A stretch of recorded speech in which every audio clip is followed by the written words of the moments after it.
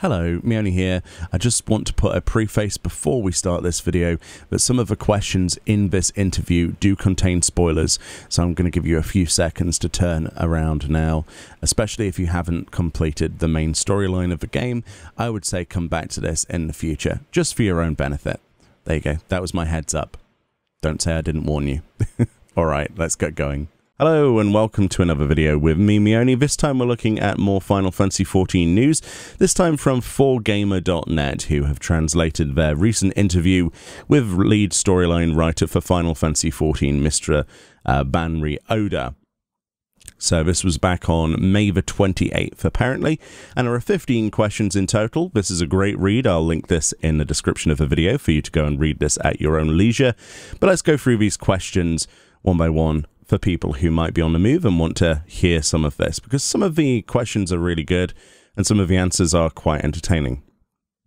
So without further ado, the first question was, did the Warrior of Light bake all of those coffee biscuits? They noticed that coffee biscuits were recently brought up in the story, and these biscuits, the biscuits that the Warrior of Light made for the guild leave.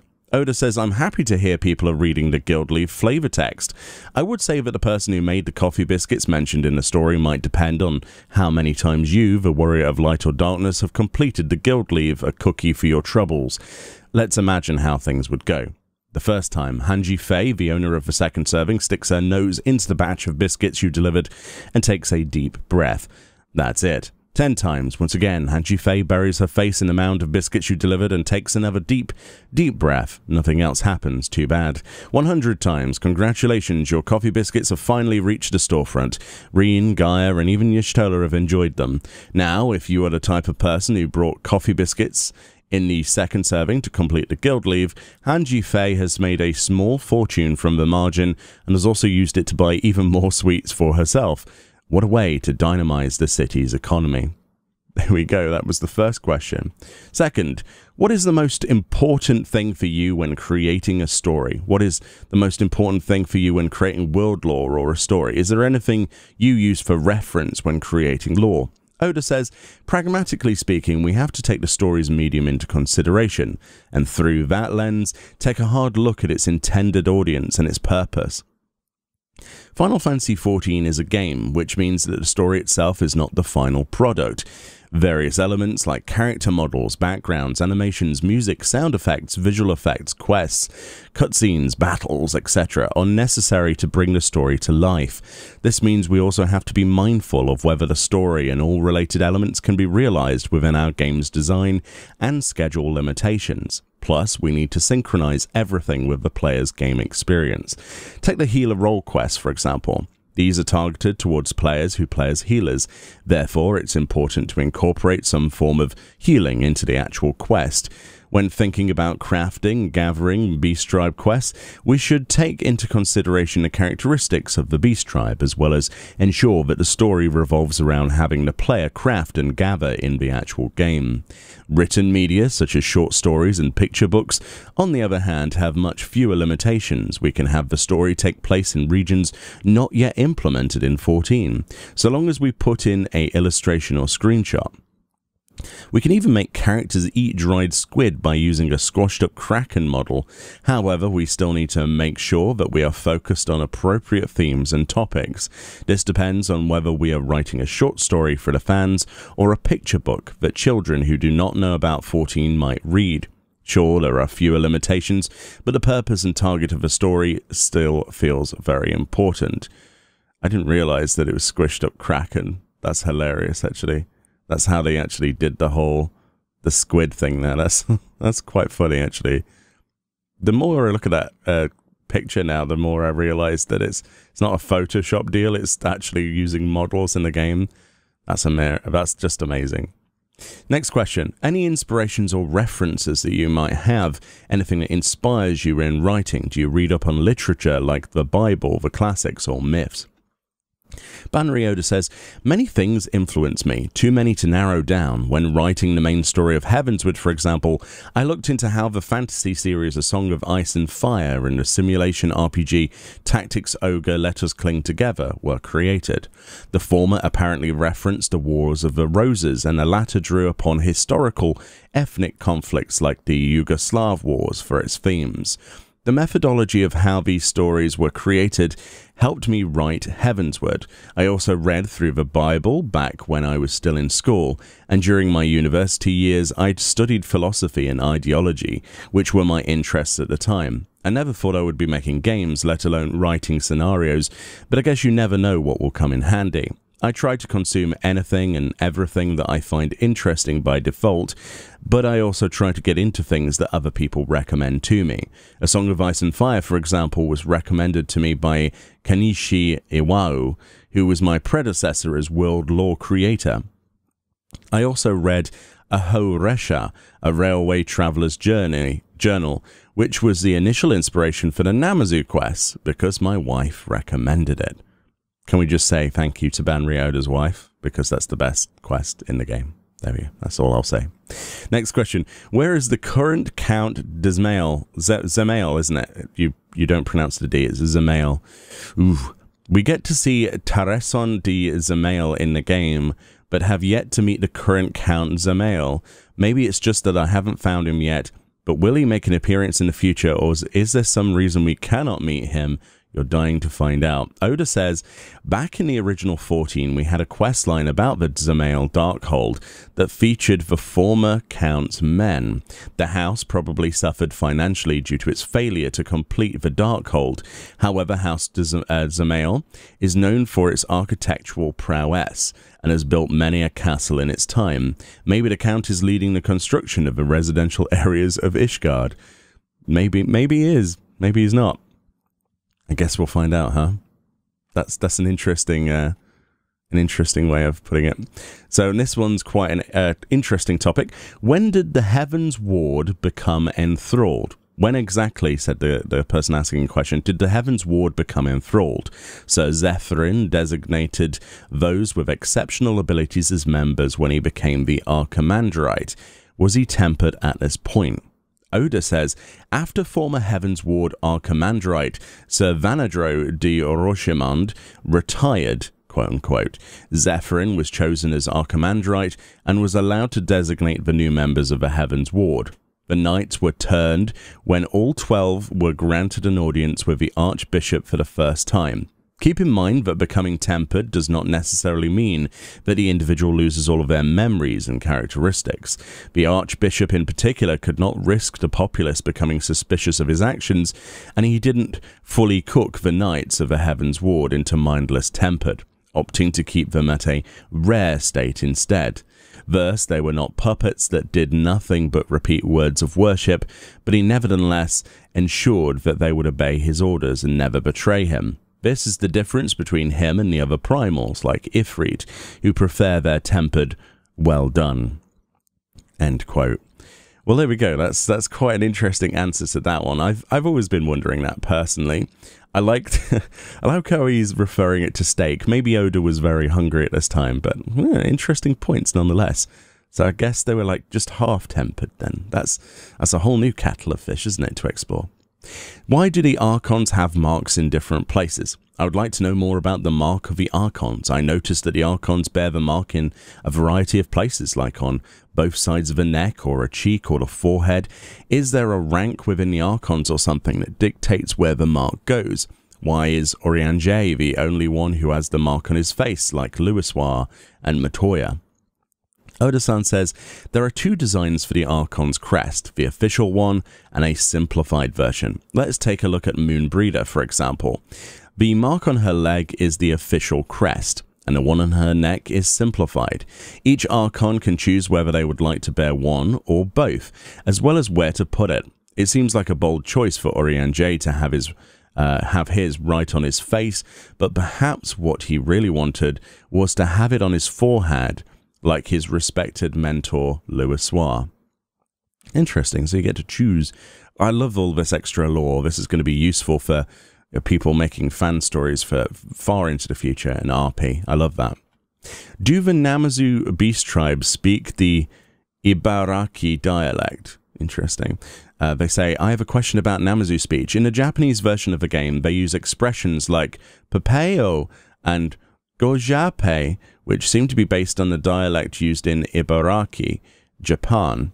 Are they written to speak in the Ibaraki dialect? Oda says, we weren't going for the Ibaraki dialect, but rather a distinctive way to express emotions. We started with upepe, which led to them ending sentences with papeo and papena, which sound similar. We have a rule in the style guide for our scenario writers that clearly states that the Namazu don't speak in the Ibaraki dialect. Gayokai does use the expression gojape, which is derived directly from the Ibaraki dialect, but we are using it to emphasize how eccentric he is. It's not a word all Namazu use. Oh, interesting. Next question. Why can summoners call for Phoenix? Also, is Tiamat upset about us summoning Bahamut? Great question, really. Oda says, Louisoix used Phoenix's power of rebirth to reconstruct the environments destroyed by Bahamut. This caused corrupted crystals to appear all over the renewed Eorzea. Doesn't the color look familiar? That's right. They're the same color as Phoenix. When Phoenix returned to Ether, said ether was spread all over Eorzea and embedded within the corrupted crystals. The Warrior of Light, who passed from Cartano into a realm reborn, unknowingly came into contact with Phoenix's ether as well. This is why all summoners can call on Phoenix, regardless of whether they have completed the Binding Coil or Bahamut raids. Regarding Tiamat, she was extremely displeased that the Telophori were abusing Bahamut's power. I would say that she would not be very happy should you try to twist and misuse his power as well. Very interesting. I like that. So the Phoenix energy stuff is in the stones from the rebirth of the world. That's really interesting. That's a cool reason. I like that. I'm pretty sure Oda would have an answer for most things these days. So next up, how effective are healers at healing injuries? Since the main storyline discussed a character's injuries recently, can you tell us more about medicine in Eorzea? Also, what is the extent of a healer's ability to heal an injury? Oda says there are various schools of healing magic, such as white magic and conjury, but all methods of healing and purification by redirecting ether to replenish life force and bolster the target's natural healing capabilities. This means that magic will not work on targets whose life force is depleted and cannot be replenished, or is suffering from a disease that will not heal naturally. Symptoms like these are treated by using alchemical concoctions, which are the equivalent of real-life medicines and surgical treatments like sutures and amputation. Yeah, that makes perfect sense in my opinion. The land area of the in-game countries. Can you tell us the rough land area of the various countries that appear in the game, including Byoja and Azim Steppe? It would be great if you could rank the largest and smallest country if you cannot tell us exact numbers. Oda says this answer will only cover the 3 great continents, but if we were to rank the countries by land area, the Gallian Empire is the largest. Dalmasca should come in second, had it been able to become one country instead of splitting. The Azim Steppe is also quite large when it comes to land area, but because the nomads living on the land have not formed a nation as such, it does not place it in this list. Several large countries that are currently imperial colonies exist as well, but they are hidden by clouds on the world map. In Eorzea, the city-states are usually similar. Ishgard in particular suffered from climate change brought on by the 7th Umbral Calamity. The dramatic drop in temperature has led to the state abandoning some of its lands, and the areas that currently function as part of it are pretty limited. Interesting. So even in Eorzea, we have climate change issues. That's good to know. But yeah, there's apparently lots of different city, country areas, like different states covered by all those clouds. I can't wait to see some of those, hopefully in Endwalker. The calamity's impact on the world. The 7th Umbral Calamity rained shards of Dalamud all over Eorzea, causing catastrophic damage. Did anything happen to the other areas of the world? I'd like to know how the Empire and the continent of Othard were affected. Oda says yes, the calamity affected the world in varying degrees, because the life stream and ethereal currents flow through every corner of the world. Much like an earthquake, the impact was smaller in areas that are far away from Eorzea. Therefore, we can assume that it did not affect the Empire in the Far East very much. Next up, we have a question about printing technology in Eorzea. In the El To Custom Deliveries questline, it was mentioned that the machinery in the Skysteel manufactory could be used to print. It also seems like Ishgard has many quests that mention books and printing, like the memoirs of Count Edmond de Forton, for example. Could you elaborate on the printing technology and publication in Eorzea? Very specific. Oda says letterpress printing is currently beginning to spread in areas like Ishgard and the Garlean Empire, where mechanization is advancing. Areas that have advanced mammoth technology like Uldar, on the other hand, utilize mammoths made especially for transcription. Transcription mammoths can copy handwritten text and pictures to some extent. Though they are slower than letterpress printing, their ability to reproduce the original is quite impressive. Ether-based methods of copying, similar to glamour prisms and magic prisms, are used as a form of printing as well. Prowess in printing has taken a different route in Eorzea compared to our world. Very interesting. I like how he says that it's just emerging, like emerging technology. It really gives you a kind of sense of where the world is at. It's really quite interesting. Are the Ixal domesticating boars? What an interesting question. I ask because bacon broth is an Ixali dish and one of the ingredients smoked bacon is smoked boar meat. Can you also find a shaggy shoat, a baby boar, inside a cage? Oh, you can find a shaggy shoat, a baby boar, inside a cage in Zelfatol. Man, these questions. Oda says each of the beast tribe domesticates some type of animal or creature. In the case of the Ixali, this animal is indeed the boar, which is bred and raised, but not truly domesticated because they have not yet started the process of selective breeding. This is why the shaggy shoat is described as a baby wild boar. These boars are fattened up and are ultimately eaten by the Ixali, by the way. Okay, there you go, if you ever wondered that. Is Feoul's bell in the first made of bronze? Oh my goodness, this is an interesting question. I was very impressed by Feoul's bell, the equivalent of a summoning bell in the greenish hue, apparently made of bronze. I assume this is because of the Fey, which inspired the Pixies, are repelled by iron. Is this correct? Oda says, I love that you found this very small detail.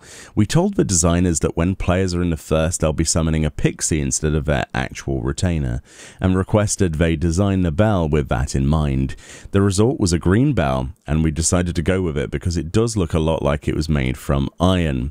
This is tangential to the subject, but Eorzean summoning bells are made of silver with a brass pedestal.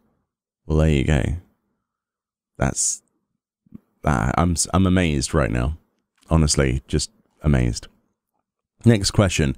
Are Diabolos and Diablo different beings? I noticed that the Diablo armament, which appears in the boss for Banri Oda, uses skills that are similar to the high-ranking Void Scent Diabolos.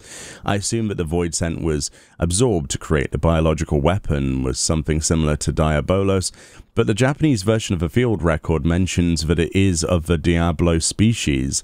Why are these terms written differently? Oda says you can assume that they are the same type of Void Scent. The name is written differently in different contexts because of the individual Void Scent was summoned and recorded by different civilizations. Diabolos by the Marquis and Diablo by the Allegan. Oh, really? So, hold on a minute. You're telling me that they are the same type of Void Scent, so it is the same thing.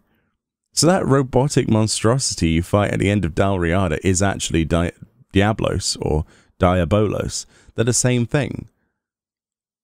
Right? Individual Void Scent was summoned and recorded by different civilizations. Yeah. So the weapon was based on that? I still don't understand that personally. I can only read what his response was, but he didn't confirm anything other than it was listed. I mean, they said it was a species. So are we led to believe that this mechanical monstrosity is actually a mechanical summon version of Diablos or Diabolos. This is so interesting. Well, there we go. I guess that's a new type of void scent I didn't know even existed. That's very interesting. That explains why it looks so much like it's alive, I guess, rather than just machine. Very cool idea. Anyway, so that concluded the Q&A with Banri Oda. There's some really interesting questions in there, specifically the Diablos question. Now I know the answer to that. Some really cool bits and pieces about the open world and the Calamity's impact on that. But me personally, I liked the idea of the Phoenix, pieces of shards of crystal all around the world, and you know, the Warrior of Light being in contact with Phoenix's ether to be able to summon it. Really cool, actually, in the science. A lot of it was really cool. The Heaven's Ward stuff is probably going to be the most impactful in terms of people who roleplay in the game. I think a lot of people will probably make storylines around the idea of that enthrallment and, you know, with their own characters and things. I know the RP community loves that side of things. But yeah, really, really cool. Thank you, 4Gamer, for taking the time to actually translate this for everybody in the world. It was very nice of you. Traditionally, very much a Japanese publication. A link will be in the description if you want to go give this some love. I would highly recommend that. But yeah, what a fantastic interview. Much love. Let me know what you think about the points below. Let's talk about them. And I'll see you all next time. Bye-bye.